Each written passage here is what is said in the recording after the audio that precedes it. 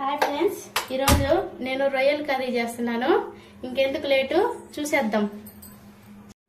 ముందుగా నూనె పోసుకోవాలి. నూనె వేడెక్కింది. పోపు దినుసులేస్తున్నా. కరివేపాకు,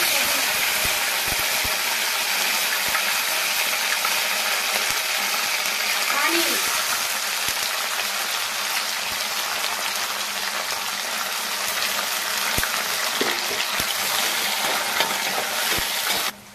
మూడు పచ్చిమిరపకాయలు.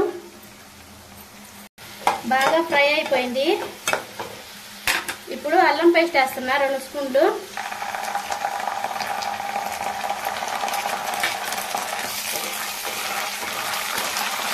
అల్లం పేస్ట్ బాగా పచ్చి వాసన అంతా పోయింది.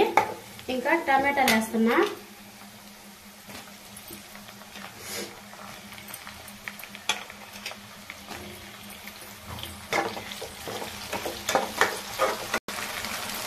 ఉప్పు వేస్తున్నా.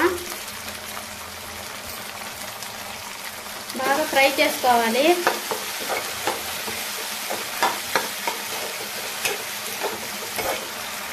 మంట సిమ్లో పెట్టుకొని మూత పెడుతున్నా.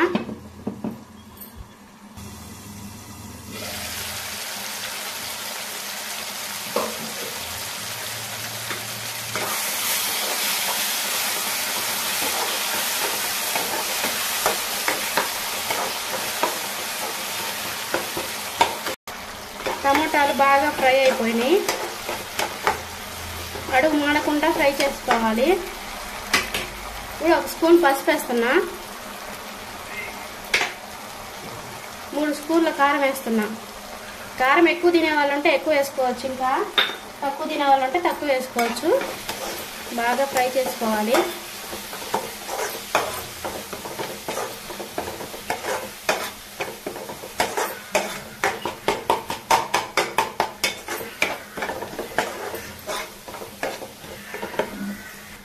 కారం పచ్చి వాసన పోయేదాకా ఫ్రై చేసుకోవాలి.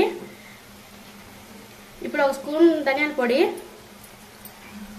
1 స్పూన్ గరం మసాలా బాగా ఫ్రై చేసుకోవాలి.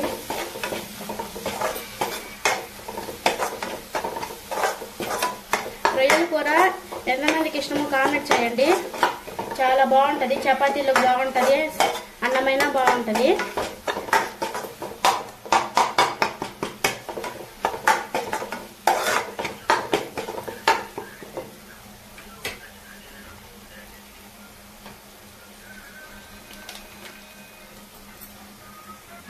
ఇప్పుడు రొయ్యలు వేస్తున్నా.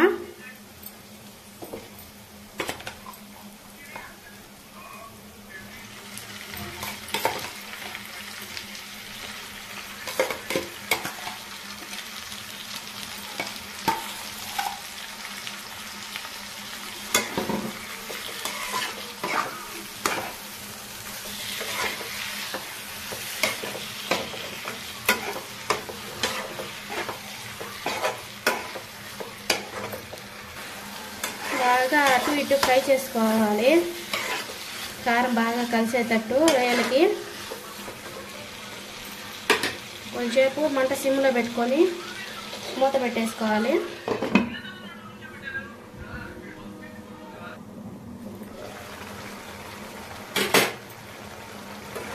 స్మెల్ అయితే అదిరిపోయింది. చిన్న రొయ్యలు ప్లేస్, ఇవి పెద్ద రొయ్యలు కూడా ఉంటాయి. చిన్న రొయ్యల రేట్ ఎక్కువ ఉన్నాయి.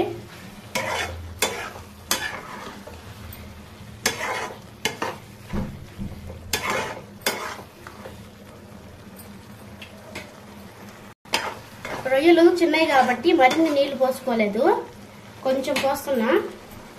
ఎందుకంటే తొందరగా ఉడికిపోతాయి. ఇంకా మూత పెట్టేసుకోవాలి.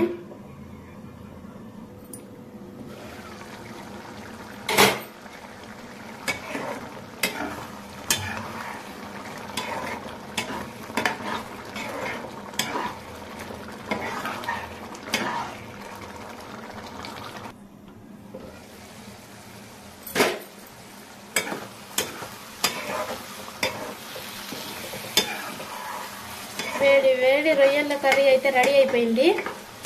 ప్లీజ్ సబ్స్క్రైబ్ చేసుకోండి ఫ్రెండ్స్.